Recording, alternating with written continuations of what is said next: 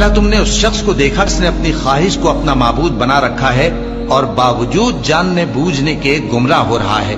تو اللہ نے بھی اس کو گمراہ رہنے دیا اور اس کے کانوں اور دل پر مہر لگا دی اور اس کی آنکھوں پر پردہ ڈال دیا۔ اب اللہ کے سوا اس کو کون راہ پر لا سکتا ہے؟ تو کیا تم لوگ نصیحت نہیں حاصل کرتے اور کہتے ہیں کہ ہماری زندگی تو صرف دنیا ہی کی ہے، کہ یہی مرتے اور جیتے ہیں اور ہمیں زمانہ ہی ہلاک کر دیتا ہے، اور ان کو اس کا کچھ علم نہیں، محض قیاس آرائیاں کرتی ہیں۔ اور جب ان کے سامنے ہماری کھلی کھلی آیتیں پڑھی جاتی ہیں تو ان کی یہی حجت ہوتی ہے کہ اگر سچے ہو تو ہمارے باپ دادا کو زندہ کر لاؤ۔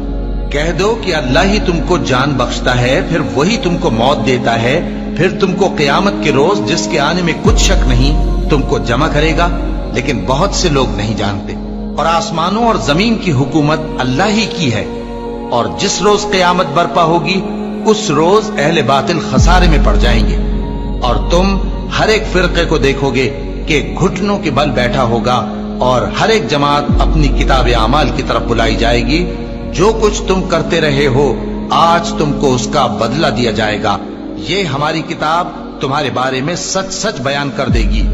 جو کچھ تم کیا کرتے تھے ہم لکھواتے جاتے تھے۔ اب جو لوگ ایمان لائے اور نیک کام کرتے رہے ان کا پروردگار انہیں اپنی رحمت کے باغ میں داخل کرے گا، یہی کھلی کامیابی ہے۔